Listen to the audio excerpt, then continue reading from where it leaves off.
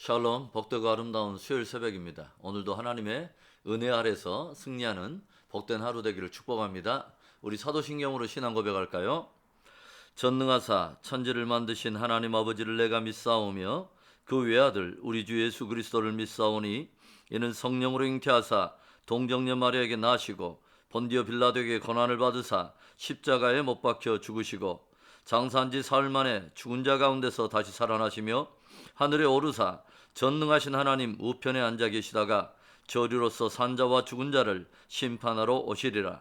성령을 믿사오며 거룩한 공회와 성도가 서로 교통하는 것과 죄를 사하여 주시는 것과 몸이 다시 사는 것과 영원히 사는 것을 믿사옵나이다. 아멘. 우리 찬송하겠습니다. 찬송가는 258장입니다. 샘물과 같은 보혈은 우리 1절, 3절, 5절 이렇게 세 절을 우리 고백하며 찬송하겠습니다. 샘물과 같은 보혈은 주님의 피로다. 보혈의 죄를 씻으면 정하게 되겠네. 정하게 되겠네. 정하게 되겠네. 보혈의 죄를 씻으면 정하게 되겠네. 죄속함 받은 백성은 영생을 얻겠네. 샘솟듯 하는 피권세 한없이 크도다. 한없이 크도다. 한없이 크도다. 샘솟듯 하는 피권세 한없이 크도다. 이후에 천국 올라가 더 좋은 노래로 날 구속하신 은혜를 늘 찬송하겠네.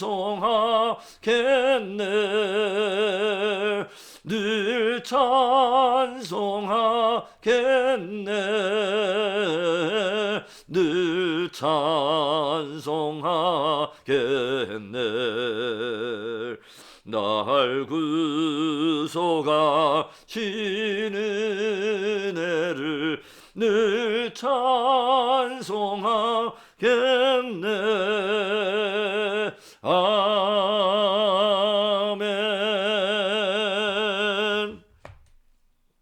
기도합니다.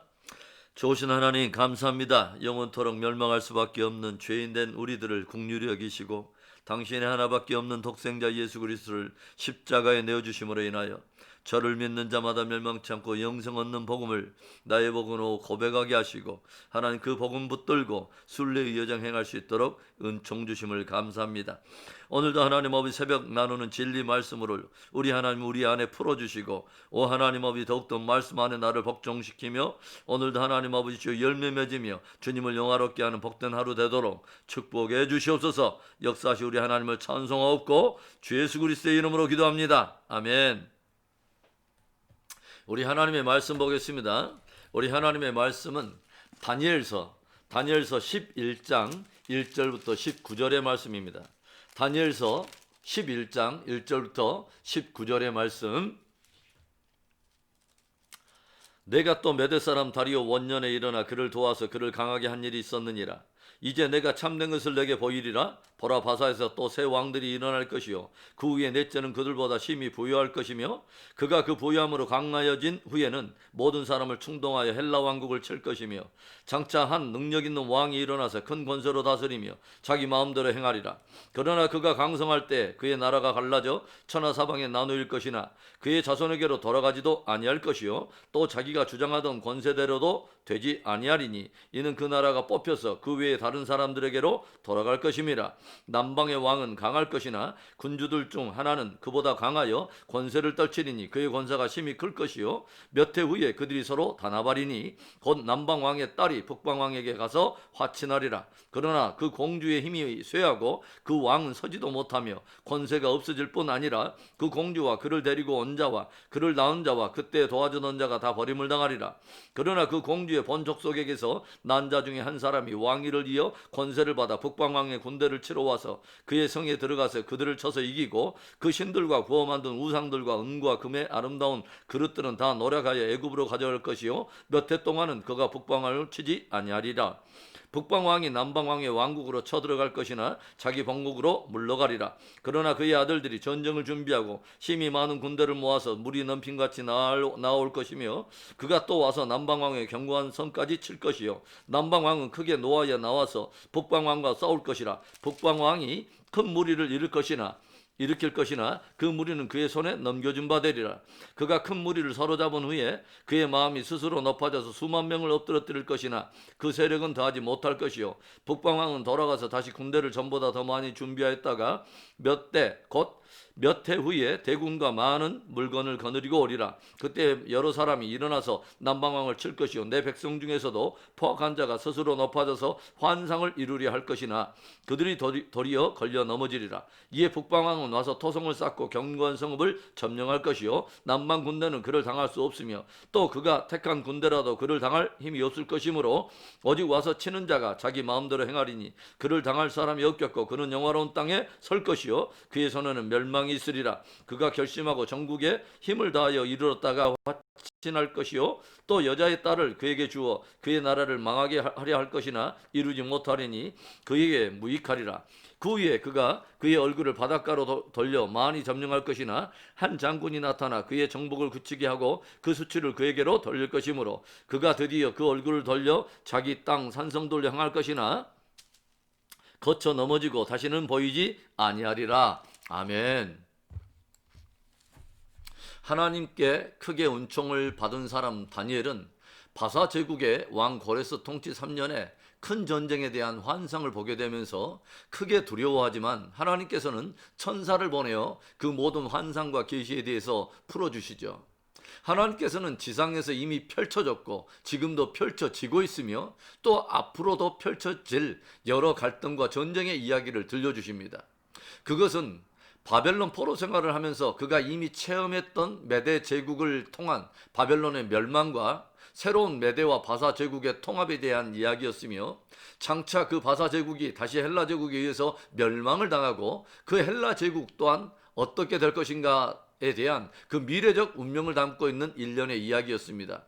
이 일련의 환상과 그 환상에 대한 해석을 살펴보게 되면 우리는 그 일련의 역사 안에서 움직이는 존재들을 발견하게 되죠. 어떤 존재들입니까? 첫째로는 탐욕을 위해 갈등하며 전쟁하는 인생들입니다.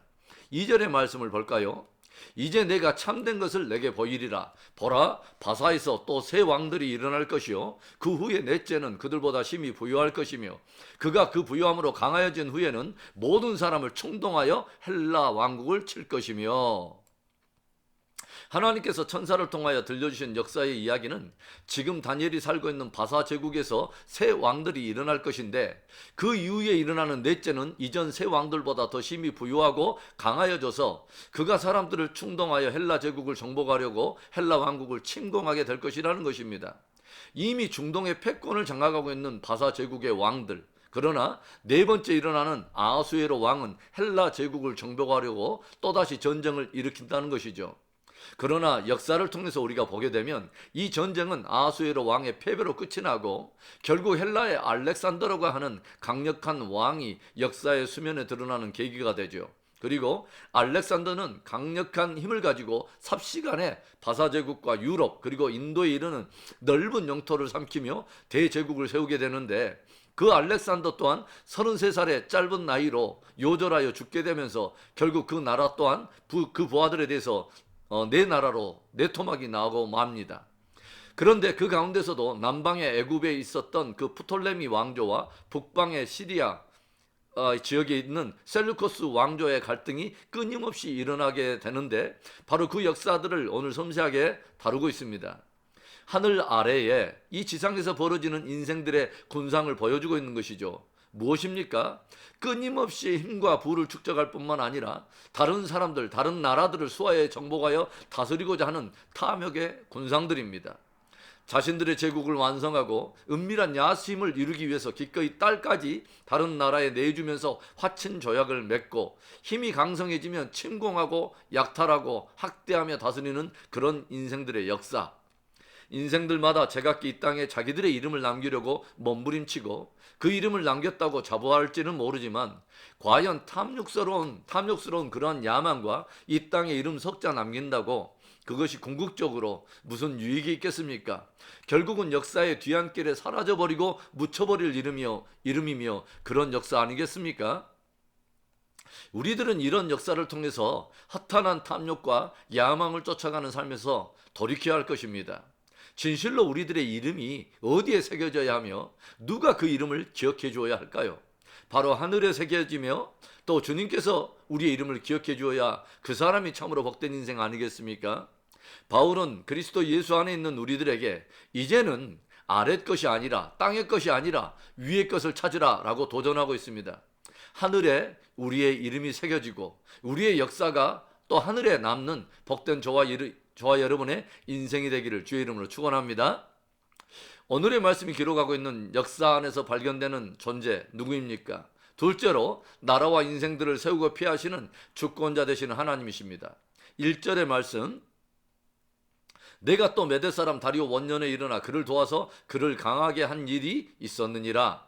하나님께로부터 보내심을 받은 천사가 어떤 이야기를 들려줍니까? 메대 사람 다리오 원년에 일어나서 그를 도와 그로 하여금 강하게 한 일이 있었다고 하는 것이죠.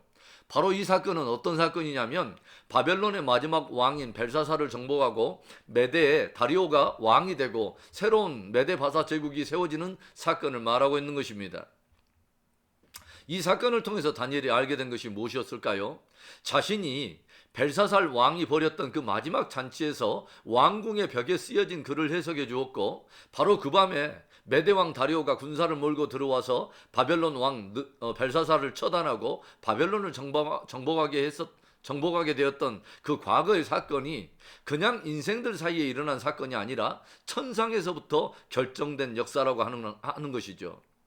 그런데 지금 그 천사가 지금 무엇을 들려주냐면, 과거의 그런 역사뿐만 아니라 지금 살고 있는 바사 제국의 또한 운명, 그리고 장차 나타날 헬라 제국의 운명과 역사까지 들려주고 있더라고 하는 거죠. 그 말이 무엇을 의미하는 것이죠? 인생들이 이 땅에서 서로 힘겨루기를 하며 아웅다웅 갈등하며 살면서 무엇인가를 이루어보려고 힘써보지만 그 모든 역사를 이루시는 분이 바로 하나님이시라고 하는 사실이죠. 그렇게 거대해 보이던 바벨론 제국이 하루아침에 무너져 버리죠. 그리고 새로운 왕인 다리오 왕이 일어나고 새로운 제국인 메대 바사 제국이 이 땅에 세워집니다. 그런데 또다시 그 메대 바사 제국이 헬라에 의해서 무너지는데, 강력한 알렉산더에 의해서 너무도 힘없이 무너져 버리고 말더라고 하는 것이죠. 그래서 사람들은 헬라 제국만큼은 영원할 거라고 생각했고 알렉산더만큼은 장구할 줄 알았습니다. 그런데 알렉산더는 33살의 나이에 요절하게 되고 강대한 헬라 제국은 내토막 나게 되고 저들 사이에 피 터지는 전쟁과 갈등이 일어나게 되죠. 그런데 이런 인생들의 세우고 폐해지는 그런 역사를 하나님께서 미리 알고 계시고 다니엘에게 보여주시고 들려주신 것입니다.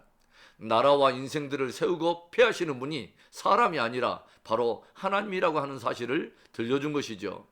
온 우주를 창조하신 하나님께서는 제국의 역사를 주관하시며 그 동일한 하나님께서 우리 인생들의 삶을 알고 계시고 섬세하게 개입하시고 주관하신다고 하는 이 사실이 얼마나 놀랍고 또 두렵고 경이롭고 은혜롭습니까?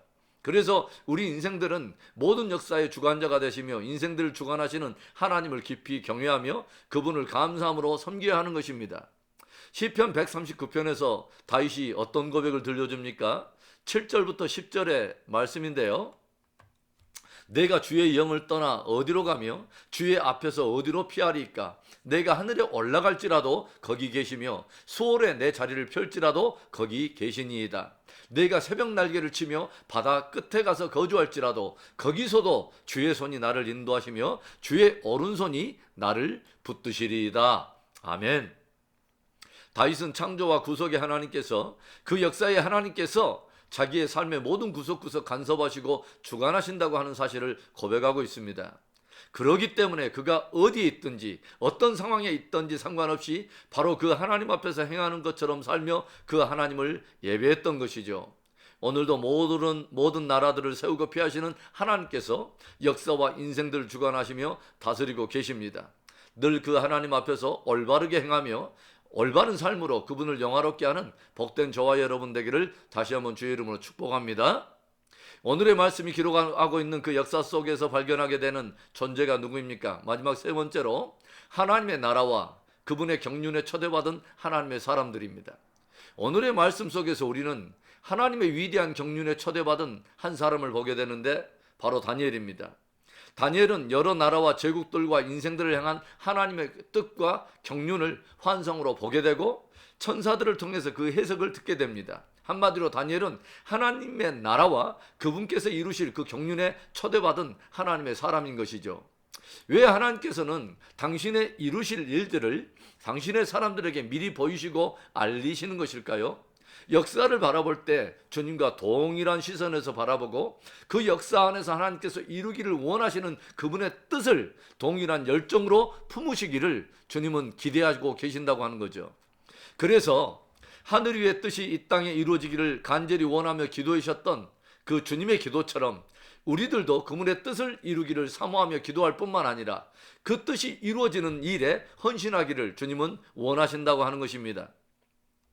단순히 우리들이 나의 꿈과 나의 비전, 나의 야망을 이루기 위해서 그분을 따라가는 것이 아니라 오히려 그분의 나라와 경륜을 이루는 일에 함께 동역자로 서며 그분의 뜻에 헌신하기를 주님은 기대하신다고 하는 거죠.